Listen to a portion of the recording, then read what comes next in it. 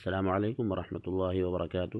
میں شمس الہدا English learning series کا تیسرا سبق لے کر آپ کی خدمت میں حاضر ہوں۔ پچھلے سبق میں ہم نے پڑھا تھا کہ جملے کے دو جز ہوتے ہیں، ایک کو سبجیکٹ کہتے ہیں، دوسرے جز کو پریڈیکیٹ کہتے ہیں، اور ہم نے پڑھا تھا کہ پارٹس آف اسپیچ کل 8 ہیں، یعنی اجزائے کلام کل 8 ہوتے ہیں، جنہیں ہم ناؤن، پروناؤن، ورب، ایڈورب، ایڈجیکٹو، پریپوزیشن، کنجنکشن، انٹرجیکشن کہتے ہیں۔ اب ہم ان کی مختصر تعریف مثالوں کے ساتھ پڑھتے ہیں۔ تو سب سے پہلا جز ہے ناؤن، جسے ہم اسم کہتے ہیں۔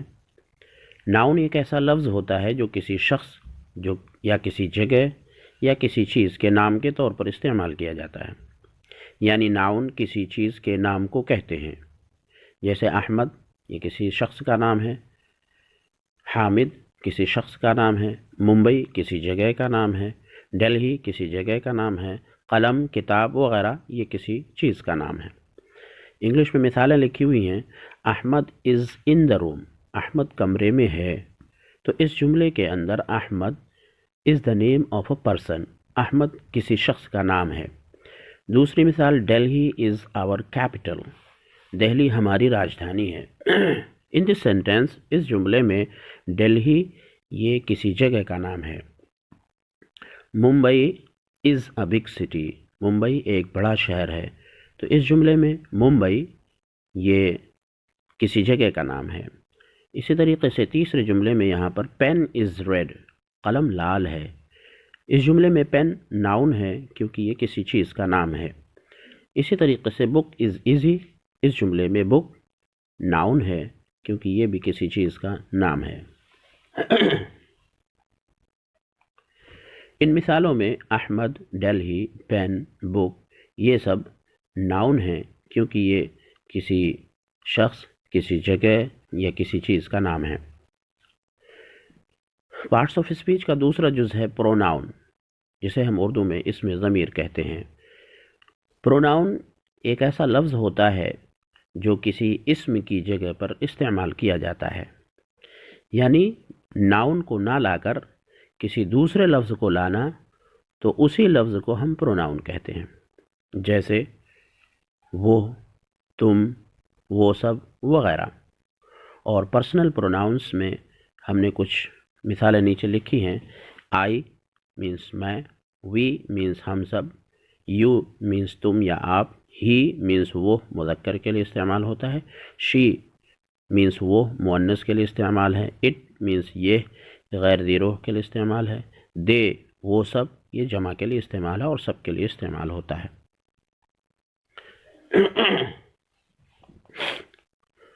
اب ہم نے مثالیں لکھی ہیں۔ Ahmed is not here, he is in the market, Ahmed یہاں نہیں ہے، وہ بازار میں ہے۔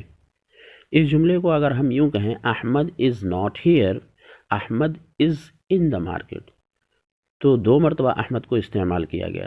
تو دوسری مرتبہ احمد کو استعمال نہ کر کے اس کی جگہ پر ہم نے ہی کا استعمال کیا، اور وہ ہی ناؤن کی جگہ پر آ رہا ہے، اس لیے ہم اس کو پروناؤن کہیں گے۔ کیونکہ ہم نے تعریف پڑھی تھی کہ پروناؤن وہ لفظ ہوتا ہے جو ناؤن کی جگہ پر استعمال کیا جاتا ہے، اس لیے اس جملے میں ہی پروناؤن ہے۔ دوسری مثال، your name is Hamid, you are kind, آپ کا نام حامد ہے، آپ مہربان ہیں، رحم دل ہیں۔ اب اگر اس جملے کو یوں کہیں، your name is Hamid, he is kind, your name is Hamid, Hamid is kind, تو 2 مرتبہ حامد کو نہ ذکر کر کے ہم نے اس کی جگہ پر یو آر کائنڈ، یو کا استعمال کیا، گویا کہ یو کسی اسم کی جگہ پر آ رہا ہے، اس لیے ہم اس کو پروناؤن کہیں گے۔ تو ان مثالوں میں ہی اور یو پروناؤن ہیں جو کسی اسم کی جگہ پر استعمال ہو رہے ہیں۔ تو معلوم یہ ہوا کہ کسی اسم کی جگہ پر استعمال ہونے والے لفظ کو ہم پروناؤن یا اسم ضمیر کہتے ہیں۔ تیسرا جز ہے ورب، جسے ہم اردو میں فعل کہتے ہیں۔ یہ ایک ایسا لفظ ہوتا ہے جس سے کسی کام کا کرنا یا ہونا معلوم ہو، جیسے لکھنا، پڑھنا، سونا، کھانا، پینا، چلنا، پھرنا، دھونا۔ یہ سب ایسے الفاظ ہیں جس سے کسی کام کا پتہ چلتا ہے، کسی کام کا ہونا پتہ چلتا ہے یا کسی کام کا کرنا پتہ چلتا ہے۔ تو اسی طریقے سے انگلش کے اندر الفاظ ہوتے ہیں جیسے رائٹ لکھنا، ریڈ پڑھنا، سلیپ سونا، ایٹ کھانا۔ اب ہم ان الفاظ کو جملوں میں استعمال کرتے ہیں، جیسے آئی رائٹ لیٹر، میں خط لکھتا ہوں۔ تو اس جملے کے اندر لکھنے کا عمل لفظ رائٹ سے پتہ چلتا ہے۔ تو جس لفظ سے عمل کا پتہ چلے، فعل کا پتہ چلے، کام کا پتہ چلے، اس لفظ کو ہم فعل کہتے ہیں۔ دوسری مثال، آئی ریڈ بک، میں کتاب پڑھتا ہوں۔ تو اس جملے کے اندر پڑھنے کا عمل ریڈ سے پتہ چلتا ہے، اس لیے اس لفظ کو ہم فعل کہیں گے یا انگلش میں ورب کہیں گے۔ اگلی مثال ہے یو سلیپ، تم سوتے ہو۔ تو اس میں سونے کا عمل سلیپ سے معلوم ہوتا ہے، اس لیے سلیپ لفظ کو ہم ورب کہیں گے یا فعل کہیں گے۔ اگلی مثال ہے ہی از ایٹنگ، وہ کھا رہا ہے۔ یہاں پر از ایٹنگ، از ہیلپنگ ورب ہے جس کو معاون فعل کہتے ہیں، اور ایٹنگ مین ورب ہے، دونوں مل کر کے فعل بن رہے ہیں۔ از ایٹنگ، وہ کھا رہا ہے۔ تو اس میں از ایٹنگ یہ کھانے کا عمل ہے، اور ایٹ از ایٹنگ سے معلوم ہو رہا ہے، اس لیے اس لفظ کو ہم فعل یا ورب کہیں گے۔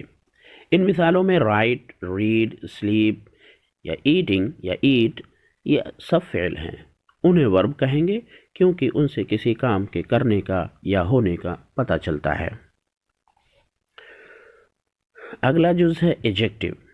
پارٹس آف اسپیچ میں سے ایک جز ہے ایجیکٹو، جسے ہم اردو میں صفت کہتے ہیں۔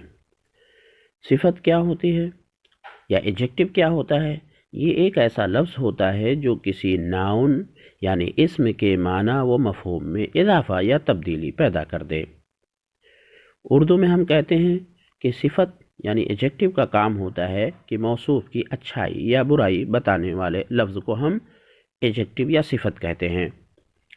جیسے لڑکا، اس سے پہلے ہم نے اچھا لگا دیا تو اس کے معنی میں تبدیلی ہو گئی یا اس کے معنی میں اضافہ ہو گیا۔ تو کسی اسم کے معنی میں اضافہ کرنے والے لفظ کو ہم ایجیکٹو یا صفت کہتے ہیں۔ اسی طریقے سے کمرہ، پہلے مطلق کمرہ لفظ استعمال کیا، پھر اس کے ساتھ چھوٹا لگا دیا تو اس کے معنی میں اضافہ ہو گیا، تو چھوٹا کمرہ۔ اسی طریقے سے بڑا شہر، شہر مطلق بولیں گے تو کوئی مفہوم نہیں، نہ چھوٹے نہ بڑے کا، اچھے برے کا پتہ نہیں چلتا، لیکن اس کے ساتھ جب بڑا لگا دیا تو بڑا شہر، تو اس کے مفہوم میں اضافہ ہو گیا۔ اسی طریقے سے آسان کتاب، تو کتاب کو مطلق بولیں گے تو اس میں آسان یا مشکل ہونے کا پتہ نہیں چلے گا، لیکن جب اس کے ساتھ آسان لفظ لگا دیا تو اس کے مفہوم میں اضافہ ہو گیا۔ معلوم یہ ہوا کہ اسم کے معنی میں اضافہ کرنے والے یا اس کے معنی میں تبدیلی پیدا کر دینے والے لفظ کو ہم ایجیکٹو یا صفت کہتے ہیں۔